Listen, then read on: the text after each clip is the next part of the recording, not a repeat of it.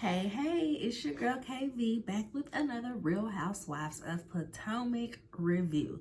So, before we get to the review, have y'all been watching From and Grotesquerie? Those are two shows those two and Monsters, the Menendez Brothers show. Those been my creepy, spooky season watches right now. Y'all, From is my jam. Me and my husband watched that one together. We had binged it before this last season, season 3. We binged it before because once it was done with season 2, they let it be free on Amazon Prime. So we all right, let's watch it for free before we be getting a whole nother app and have to do all this, that, and the third. We love it. What's that man? Harold Pinot. I never really know his name, but the main character in From, he is the black guy that played Murch in The Best Man. And he also, if you watched Claws with Niecy Nash, he was her brother. And he played somebody who had learning deficits and stuff. He was on the spectrum. So to see his range from The Best Man to Claws, I was excited when I saw that he was the lead of this show, and he does not disappoint. So say all that to say, I am going to start doing reviews of From, and as well as Grotesquerie. I just started watching Grotesquerie is, I think it's on episode 6. I just finished episode 3, so I think I'm gonna do the 1, 2, 3 for that, and then figure out the schedule, maybe 2 at a time from there. So I'm gonna do Grotesquerie, gonna do From, adding those to the list for spooky season, and just to diversify my shows altogether. Yeah. So getting to the review. Real Housewives of Potomac season 9 episode 2. So we are still at Karen's Hatitude party, and they got Mia crying in the bathroom, y'all. Jacqueline and Jessie. At first I thought they were saying Jazzy, but when I saw it posted on the screen, it's Jessie, Jassi. I said, okay. So Jacqueline and Jessie are with her, trying to help her get herself together. Oh, they don't know you as a mom, and don't listen to those women. They're just trying to tear you down. And Mia's here is just deflecting. We're trying to ask her questions about this DUI, and she's gonna just flip it on me like I'm some easy target, and I'm not standing for it. Okay, girl. Okay. But she's crying because they keep doubling and tripling down that they don't, saying that she does not protect her children when it comes to the media. Remember, Mia was well, Gordon put it out there, all of our business. But I'm Mia, you brought yourself on this show to allow for your business to be out there. And knowing that your business is this scandalous, it's kind of girl, why? Why would we even do this? But it's Mia, y'all. It is Mia. But at the table, Wendy is trying to defend her. She's just hey, y'all, we are all moms. And that was just a lot to be ganged up on about how you mother. But everybody's girl, she don't mother good, and that's the problem. It shouldn't be your child walking in saying, I caught mommy in bed with Mr. Ink. And they not wrong, y'all. And they not wrong. So they move on. Giselle moves on to Wendy, and I had said, so I was watching this, I be watching this with my mama. So we be having a little conversation back and forth on my first go around. So I be having to watch it another time to really take notes. So she had me cracking up because I was well, where is this bucket hat coming from when the episode first started? I was I didn't even see that bucket hat last episode. Who is she finna get this little hat to? And she gives it to Wendy, y'all. Gives her a bucket hat because their relationship has been in the bucket. She says it's time to prepare it though. We're gonna go to lunch tomorrow and we're gonna talk about things. And yeah, y'all, is it just me or I felt a way about it? I really did. I felt a way about it because everybody else hat is all beige and white, and then you get Wendy this black bucket hat. It just felt like a, like, Giselle, are you doing a colorism right now? Like, are you doing a little colorist right now?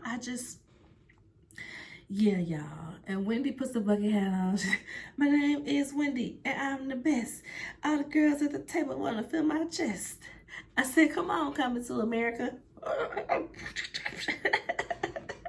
I immediately wanted to watch Coming to America because this club scene is so hilarious when they trying to find their queen and queens and they basically like running them like speed. They that and them two girls are sitting there. And it seemed like nobody caught it, right? Like nobody at the table caught it. They just thought that she was really trying to rap. And they were like, Wendy, no, those bars are not good. And I'm like, that is classic black cinema right there. Like, oh, what else?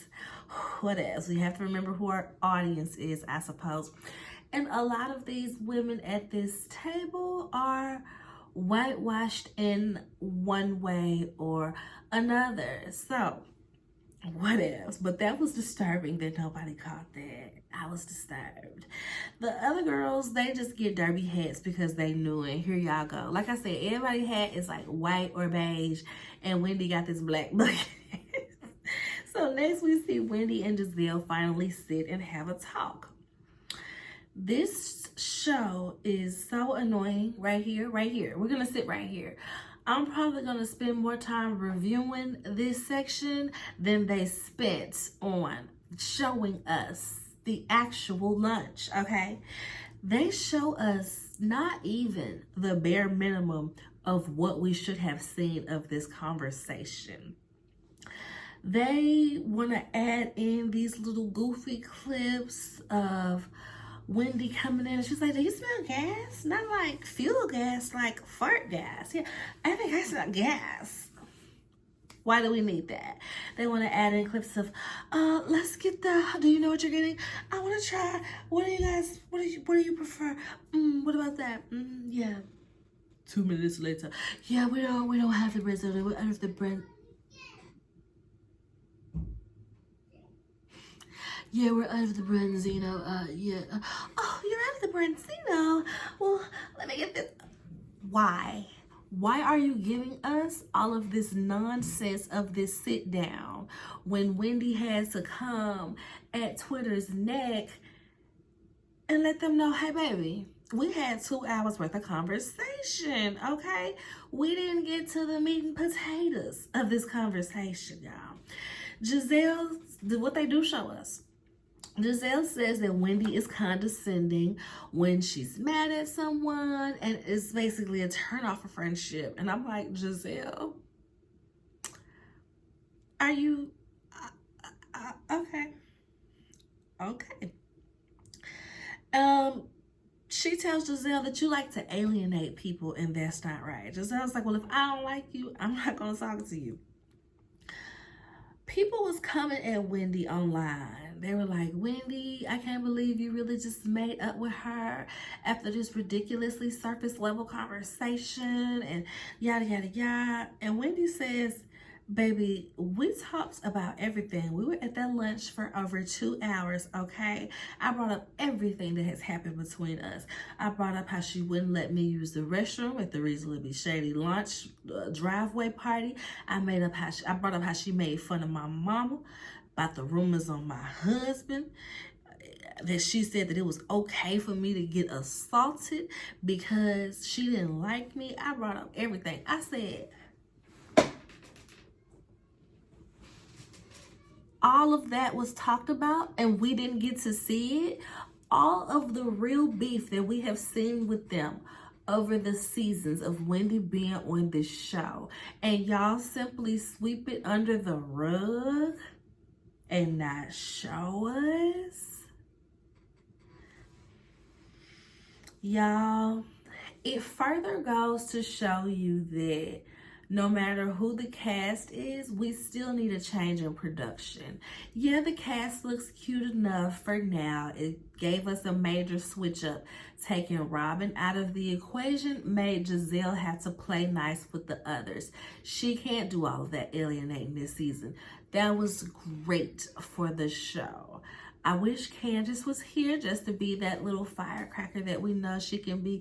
I feel like Candace is queen of keep it cute till I can't keep it cute no more. You know what I mean? She ain't really got no hands or nothing like that, but their mouth is real spicy once you activate her. But we miss her, but we gonna see what they're giving. A lot of people, since this show started off as a Jack and Jill moms based show, we do, for one, I guess I don't necessarily want to see non-mothers. I don't know, it's just something about how we started this show.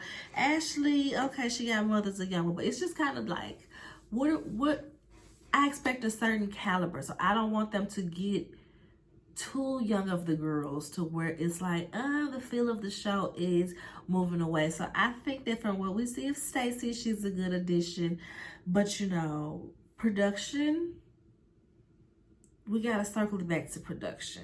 I don't even know how I got that far or wherever I got, but production, y'all are constantly trying to protect Giselle. Everything that Wendy mentioned, something should have been placed in there instead of talking about if she gonna get the branzino or whatever, the trout. Who cares? Who cares? We don't. If there was footage of Giselle needing to take accountability and her doing it, we should have seen it. Okay. That's why I'm just like, who over there was the showrunner? Is it still Carlos Kane, little protege? What was like Eric somebody? The ones Candace was about to jump on when it was when Giselle came with the Chris rumors. Where's Eric? Where's Eric? Tell her don't play with me. She better go play with butt grabbing Michael Darby before she play with mine. Michael Darby is right there. Don't play with my husband. Don't play with me, motherfucker. Y'all see that over that little girl was with her letters. Ooh, don't play with me, motherfucker. Hey y'all, I lost my mind for a minute. But yes, it's a hot mess. Giselle is so, and you can't even hide it. She's so jealous of anybody who is darker than her, that has more than her. Yes, we've seen it so many times where, okay, even in this episode, we see the opposite. Whereas with Karen and Ashley, it's always fun shade. It's a little light shade. Every now and again, she'll do a little bit at Karen, but Karen be kind of asking for it sometimes. With everybody else, you gotta go for the jugular with the, you know, girls like this. So I feel like that was kind of her beef with Wendy, because what did their beef even start with? She was like, how dare you be in my sorority, have a husband, have a loving family, have all these accolades, words in any leaks, and you be a dark-skinned girl that's doing better than me? I will not uphold you. I will not be your sister, okay? No. So they even talk about, we see them talk about Karen and Mia and how they're doing on their own relationship before they're talking about them. Y'all, it's like,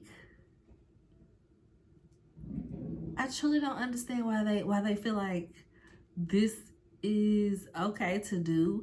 We find out every season that there's some footage that y'all bury of Giselle being held to task or having an emotional reaction and showing her to be human that never makes it to the light of day.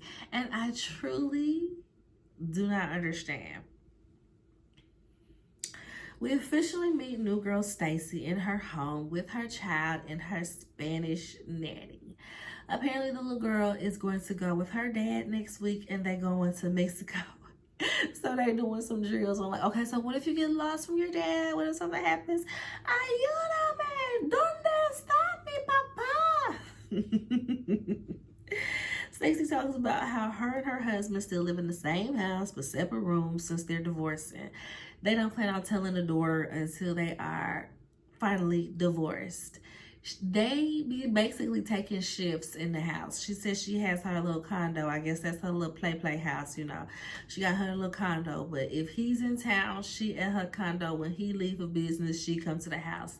I'm like, you don't think your daughter old enough to realize that A, y'all not sleeping in the same room, and B, y'all be taking shifts on who home with me? Like, what? So we see Kiana. She goes to see Karen for some little chit-chattery. Kiana got a man at home, y'all. She said her and her man are moving in together and they're building themselves a new home. Karen is like, well, where's the ring, ma'am? She just mentions in the confessional, Kiana says that she was engaged before, but the man had passed away, and that was 9 years ago. And she talks about how it was very difficult burying someone that you had just made such a commitment to. So people, Kiana,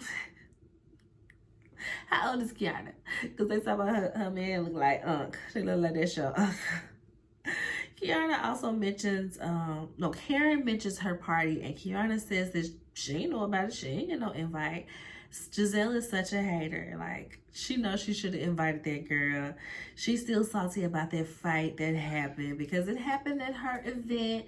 So she's still gonna be salty, apparently, y'all. So that kind of annoyed me because it was like, for one, she is a friend of, or is she main cast? So it's Kiana. If she's main cast, she should have absolutely been there before the new girls that don't really know Karen. So yeah, that was kind of annoying. What are they doing? What are they doing, y'all? They just be doing the most. We see a scene where Ashley goes to see the new girl, Stacey. And they going for a walk. They're going through the backyard or something. They're going for a walk. Ashley asks her who cuts the grass. And Ashley says that she cuts the grass herself.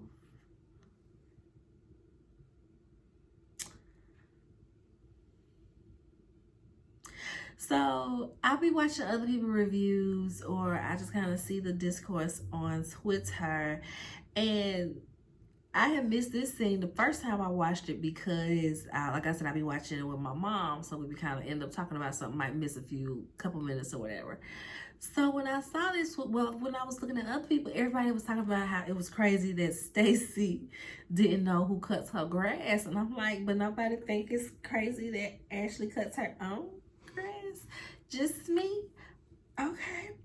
But Stacey don't know who do her yard, y'all. This made me think of Nene and Greg. Rest in peace, Greg, because Nene said that after Greg passed, she found an envelope with like all the instructions of like all the people that work in the house, how to pay them, all that stuff, because he knew that she didn't know none of that information. I said, oh, that show made me think of them.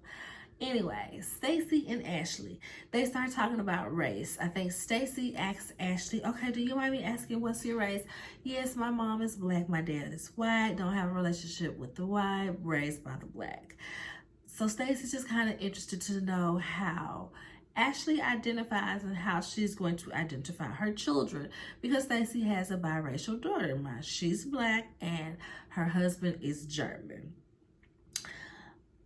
They are having this conversation where they are bonding or commiserating on how their children are whitewashed, and they ain't got no black people to learn their culture from. And I'm like, but y'all black.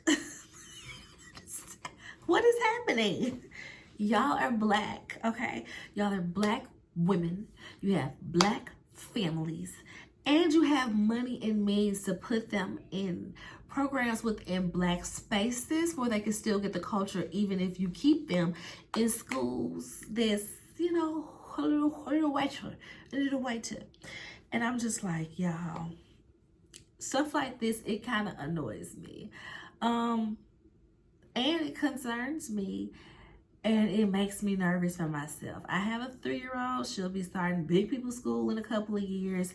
And it's stressful to think about what type of schools to put her in. Don't want to put her in the inner city schools because they're just underfunded, understaffed, under-resourced. I don't have the time. Not if I have a choice. I have a choice. Don't necessarily want to put her in private school because I don't want to be paying for her education this little. And also, I don't want her to be the only black kid or two of the black kids, only 2 black kids. Like, I don't want that. So I see it like this, and then they be having these concerns about if their children getting enough blackness, and I'm like, you have the means to go put your child in like a little black basketball camp or something. Take them to be around your black family. Stacey said, I think she said she's from Detroit, and clearly she does not plan on moving back. Because she was like, I grew up with my cousins, and we was doing this, we was doing that, but my daughter ain't gonna get that experience. And I'm like, that's the things you gotta think about. Stacey tells us that she got a boo thing out here already. I said, dang, sis, you ain't even divorced. You still living in the same house. You already got a boo thing. She and the new boo are celibate because he's religious and wants to wait till marriage. I said, has he ever done it? Like, was he married before and did it within the marriage and then didn't once he got divorced? Like, we need answers. Ashley is like, you ain't had no new in 17 years, and now you're gonna get with somebody that's not gonna give you that new. Girl, bye. I said, Ashley's so hot in the cat right now. She's so ready to hop on anything hard. Okay. It was a nice little filler scene, I suppose, but we really didn't need this scene. We could have had more of Wendy and Giselle's sit down, okay? This could have been moved on down the line if we being honest. Stacey is at home. Oh, the Stacey at home scene and the Stacey with Ashley scene, that could have been cut in half and fused together. Like, we didn't need all of that at all. So we see Karen. She catches an Uber to go to Giselle's house. This made me laugh. My first thought was, are you using the Uber cards that Ashley got you? Giselle's making store-bought cookies, and I'm sure Karen is judging her for her cookies because Karen be wanting homemade cookies. She's had them from Giselle before, and they were delicious, and that's what she'd be wanting. Karen says that the birthday dinner was an inquisition party. She said, you took a dig on me with that drink menu. But she ain't necessarily tripping on Jizzy. She knows that Jizzy is going to throw some light shade for the most part. And she said that's part of one of the things that she loves about Giselle. I said, okay, girl. Karen did not like the bucket hat either. She tells Giselle, you know, I ain't like that. Giselle tells her, girl, it's fine. We went to lunch the other day, the day after that, and everything went good. Karen says that she got Jacqueline on timeout right now. I said, between telling Mia that she called her drunk and saying that she wasn't going to cast an opinion till the verdict was out, I said, Karen said she ain't no soldier for Karen. And she ain't gonna be down with me. I ain't gonna be down with her. They mentioned Karen's event and Giselle. Oh, they mentioned Kiana and how she said that she wasn't invited to the dinner. And Giselle was like, oh my gosh, why would you tell her? I told her that, you know, I told you I had like table restraints. There just wasn't enough seats. But I'll invite her to the GNA event. Giselle talks about the events that her and Ashley have coming up, and Karen's like, oh, I have an event the same day. So yeah, it's earlier in the day. I'll do my event and then I'll come over to your event. Yeah. The time? No, I don't really know the time right now, but yeah, I'll get back to you. Karen is so ridiculous. I said, okay, this is what the blogs was all over. I guess because it was the first big stink of the season, but I was just like, okay. Karen acting like I said, she act like she don't know what time her event is, but they show the flyer. They show us the flyer and they highlight the time. Giselle is annoyed because she said that she wasn't even originally picked. She was like, when I first got the invite for this event, Karen wasn't even listed. She must have, is trying to use this to try to get people to forget about this DUI she just got. This her trying to deflect again. What's she even being honored for? Running into a tree? I said, ooh. Jesus. So Karen texts the group text of ladies at 6 a.m. inviting them to her event and stating that they should still attend both events. Giselle was like, no, if you want to go to her stuff, go on over there. Don't even come to my event. This is typical Karen. As entertaining as Karen is, as funny as she can be in her delusions, she is very much the backstabbing batch that she claims she can't stand in the other girls. Because if you knew that you were being honored, why would you wait until the day before? I don't think we knew that this was the day before yet. I can't remember the exact wording in the text, but they mentioned later on that she's inviting them the day before. Y'all. So the ladies are all confused at this point, but Karen offers a Sprinter van for transportation from her event to Giselle's event. On the day of the event, Giselle is pissed that Karen invited all the ladies knowing that they were already confirmed for her event. Giselle doubles down and says that she does not want them there and she can't believe that Karen would do this, knowing that this event is in honor of her dad who passed away of brain cancer last year. Remember when they had the fashion show, Giselle was coming from her dad. Like, I think he had just passed or she just had a funeral or something. So yeah, I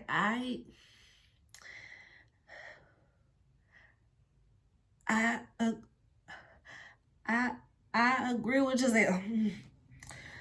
Karen is not right. Karen is wrong for this. It's not even the fact that you have an event on the same day, because it's not your event. You didn't throw the event. Even if you weren't upon the initial list of people to be honored, you knew that you were going to be honored way before the day ahead of time. Okay? So even if there was nothing that you could do about what day it is, okay, cool. Scheduling conflicts. You wait until the day before. It's just nasty work, especially knowing that this is what's going on. You should have just invited your personal friends, and the showgirls need to go with what's on the show. That's how I feel, especially knowing what this means to her. And like Giselle said, when she was grieving her parents, she wanted the world to stop and everybody to accommodate her. But she's not even going to give an ounce of that to Giselle. So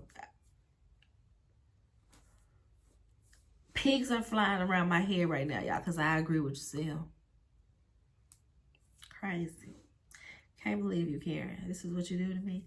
So Vivian is there. Karen's friend is there. And Giselle was like, oh, I didn't know you would be here. I thought you would be with Karen. Vivian's like, girl, I told you I was coming and I'm coming, okay? I'm trying to get on this show. I need to get nice and cool with everybody. You thought I was going to... No, man, I'm going to come over here with you. I already got Karen to co-sign me, girl. Yeah. How you doing, GNA? Okay, what's your pledge card? Let me go ahead and flush it. All right, girl. Yes, Vivian's here for you, Giselle. Don't you forget it. I'm here for you.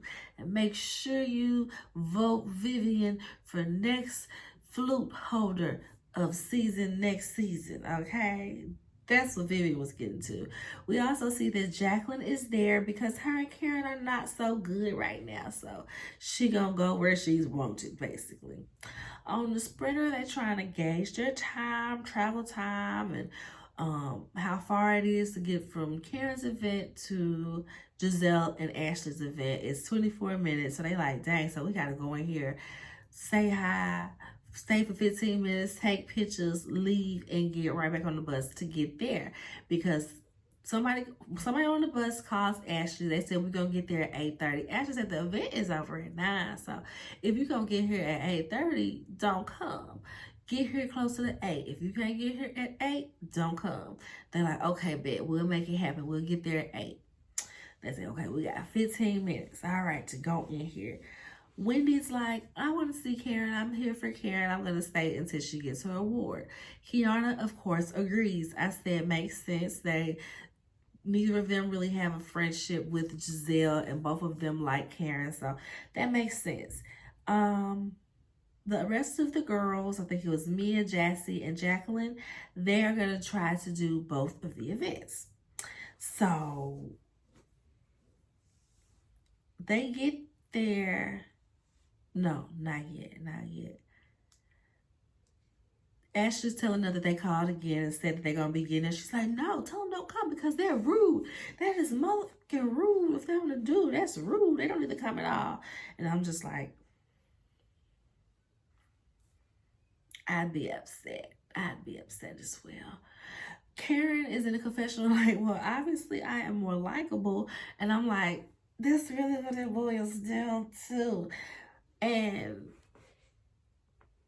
I know Giselle is not going to see that because it's just so much of, she feels like disrespect to her with this situation that she's not going to drive it home to the main point, which is Karen is more likable than you. Karen has better relationships with these girls than you. So when she comes up day before and says, hey, y'all gonna come over here to this? I know y'all busy and all that, but I need y'all support here too. And they all say, yeah, we're gonna support her too. We're gonna come to your stuff late because we want to support Karen. It shows that people feel like there is a connection there that is important as well. Giselle feels like more important than hers. And I'm just like, because she's more likable, boo. She is more likable. She's nicer. She's a little kinder.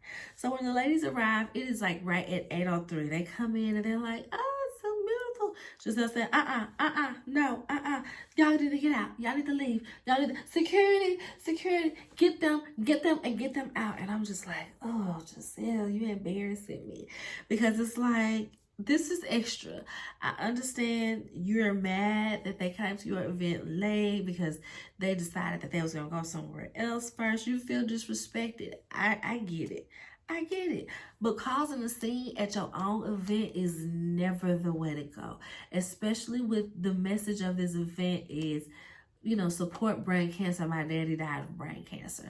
And now you in your own event acting a fool, throwing people out, yelling for security. And it's like, girl, Giselle just be so tacky. Even when you try to give Giselle a 1, she get it taken back because she do stuff like that. I just would have let them know that I'm gonna talk to them later. Have fun. Enjoy the food. Did you get here's a pledge card for you to donate $500 in GNA's honor to the cause. Yeah, 500. 500. Yes, all of you. Yes. Okay, thank you. The late crew, everybody from the late crew donated 500 to the cause. Okay, thank you. I'll talk to y'all later. And went on about my business. Giselle got a cause a scene in her own stuff. It just really gave me secondhand embarrassment for her to do that. It really did. It really did, y'all. But that is it for now. Real Housewives of Potomac season 2. I said season 2. It's like season 9. Season 9. Episode 2, Double Trouble. That was it, y'all. How y'all feel about the episode? I feel like it just should have been so much more. That Wendy and Giselle sit down was probably 5 minutes of them being on screen. We should have at least gotten 15 minutes. They need to find a way to weave in those pieces of conversation into the rest of the season. Like, we need to see that. I don't care if you already cut these episodes and it already is what it is. Bring it back and find a way. Them little extra 15 minutes or whatever y'all be putting on Peacock, bring in some of that. When they bring up a Wendy and Giselle fight, flash to them in that restaurant with that 2-hour lunch that y'all just had. Show them resolving it every time somebody bring it up. That's what we need to see. And this is why I don't like the production team, because I know we're not going to see it. Just stressing me out. I can't stand it. like the video, thumbs up the video, subscribe to the channel if you haven't already. What else? Comment. Let me know what y'all thought about this review. And I will see y'all on the next one. Bye.